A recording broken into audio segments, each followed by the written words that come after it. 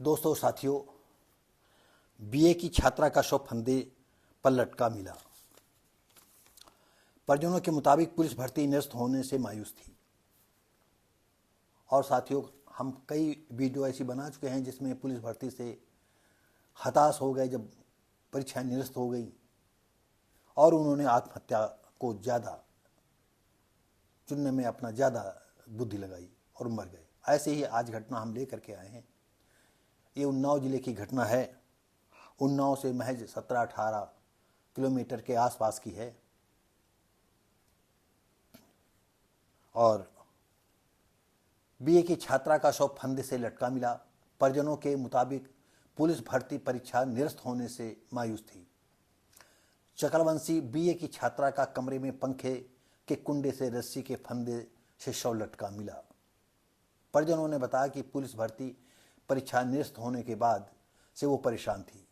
Police ने शव का पोस्टमार्टम कराया। माखी थाना क्षेत्र के दिलबल गांव निवासी कृष्ण कुमार पासवान की बेटी आकांक्षा 20 साल की थी। बीए द्वितीय वर्ष की छात्रा थी। साथ ही पुलिस में भी भर्ती होना चाहती थी, इसीलिए पुलिस भर्ती की तैयारी भी कर रही थी और परीक्षा भी प्रतिभाग किया था। पेपर भी अच्छा हुआ था, लेकिन स्थिति ऐसी आई कि वो परीक्षा निरस्त हो गई। परीक्षा निरस्त होने के बाद से वो मायूस रहने लगी, दुखी रहने लगी और जीवन लीला को समाप्त करने के लिए मन में दृढ़ प्रतिज्ञा की।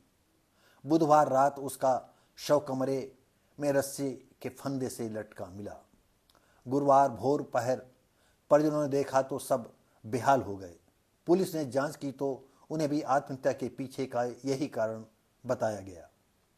बेटी की मौत से मां सावित्री के साथ भाई राम खिलावन, अमर, राजन और 3 बहनें बेहाल हैं। थाना अध्यक्ष सतीश मिश्रा ने बताया कि युवती ने आत्महत्या की है। परिजनों ने पुलिस भर्ती परीक्षा निरस्त होने के बाद से परेशान होने की बात कह रहे हैं। सभी संभावित बिंदुओं पर जांच पुलिस कर रही है। तो दोस्तों और साथियों, क्या कहें, सरकार का कहां पेंच ढीला रहा। कई ऐसी परीक्षाएं निरस्त हुई हैं प्रदेश में। उसने सैकड़ों लोगों की जान लेकर के ये समस्या अब सुलझने के करीब है। कितने लोगों ने जो है पेपर लीक करने के लिए कैसे करोड़पति बनते चले गए और यहाँ लोगों की जान पर बन आई। तो दोस्तों और साथियों, आपके बच्चे अगर कहीं परीक्षा दी है, कोई निरस्त हो जाती है, तो उन बच्चों को सांत्वना दीजिएगा, बताइएगा बेटा हो दुखी मत हो, और उनसे कहिए कि ये बात उनको सांत्वना देने के लिए कह रहे हैं, क्योंकि मैं किस्मत को नहीं मानता हूं, मैं देवी देवताओं को नहीं मानता हूं, मैं ईश्वर के अस्तित्व को मैं स्वीकार नहीं करता हूं। लेकिन कैसे उसको दिलासा दोगे, क्योंकि घरों में तो आपके भी पूजा पाठ होता होगा। तो जिनके यहाँ पूजा पाठ होता है तो वो सोचते हैं कि अब जिंदगी हमारी बेकार हो गई है। जैसे एक लड़की ने भी पीछे वीडियो बनाया था और उसने लिखा था कि मम्मी आप परेशान ना हो, मैं तुम्हारे यहाँ पुनः जन्म लूंगी। तो आप सोच लो कि यह जितनी बड़ी बात है उतनी ही बड़ी मूर्खता की बात है। कभी कोई पुनर्जन्म नहीं लेता है, कभी किसी का पुनर्जन्म नहीं हो।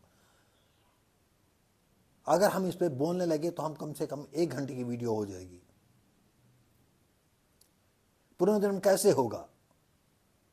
आप आज मर गई हो, तुम्हारे माँ बाप कब मरेंगे? कभी माँ पहले मर जाती, कभी बाप पहले मर जाता है।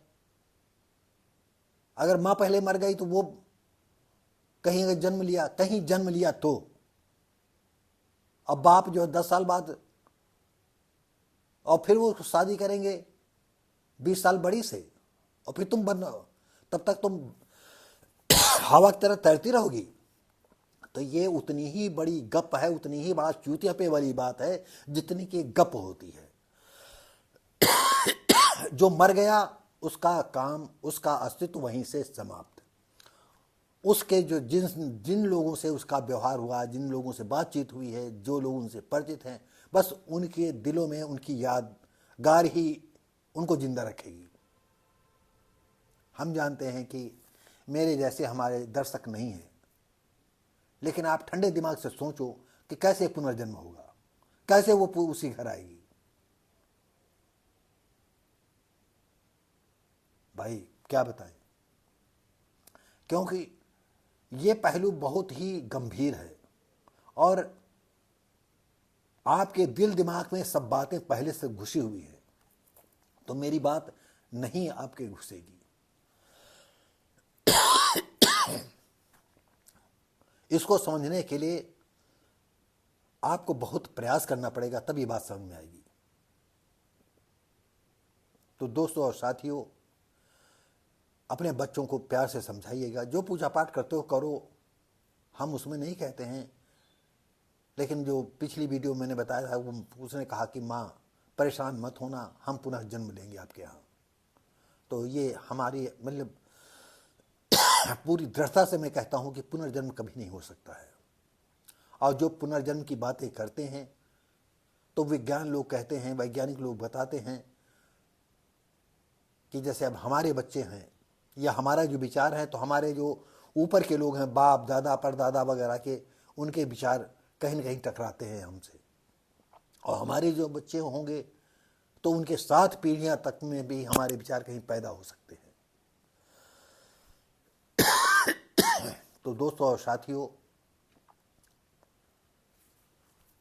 जिन बच्चों को हम मन भर करके जिलाते हैं, खिलाते हैं, पिलाते हैं, पढ़ाते हैं और एक दिन बच्चे हमें धोखा दे करके चले जाते हैं,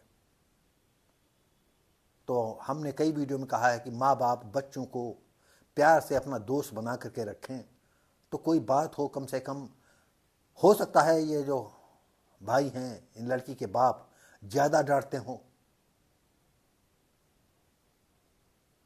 नहीं नौकरी कर लोगी, नहीं करोगे तो हम ऐसे शादी जहाँ पाएंगे तहाँ कर देंगे, तुम्हारा दिमाग सही हो जाएगा, जिंदगी में रोती रहोगी। नहीं नौकरी कर लो और रानी की तरह रहना। तमाम लोग ऐसे कहते हैं, हो सकता कहें हो ना कहें हो, लेकिन तमाम लोग इस तरह कहा करते हैं। आपने देखिए, सब कोई चाहता है कि हमारा बच्चा दुनिया का सर्वश्रेष्ठ बुद्धिमान हो जाए, सबसे सुंदर हो, लेकिन ऐसा संभव नहीं है। देखिए, माँ बाप का जो कलर होगा उससे मिश्रित ही बच्चों का कलर होगा। माँ बाप की जैसी बुद्धि होगी ऐसी बच्चों की बुद्धि होगी, और उसमें से घर पर जिसका वर्चस्व होगा, ज़्यादातर बच्चे उसी के मुताबिक हो जाएंगे, वो उन्हीं की बात मानेंगे, चाहे माँ हो चाहे बाप हो। जो अर्निंग करता है सारे बच्चे उसकी तरफ मुड़ जाते हैं, और जो अर्निंग नहीं करता है वो उस घर में अपने टका पसेरी हो जाता है, उसका कोई अस्तित्व नहीं होता है। अब हम लड़की आकांक्षा क्यों मर गई, कैसे मरी, हम इसके विषय में ज़्यादा और नहीं बता सकते हैं। तो दोस्तों साथियों, ये वीडियो आपको अच्छा लगा हो तो लाइक शेयर कमेंट करें, सब्सक्राइब करें। अब मिलेंगे हम अगली वीडियो में, तब तक के लिए नमस्कार, जय हिंद।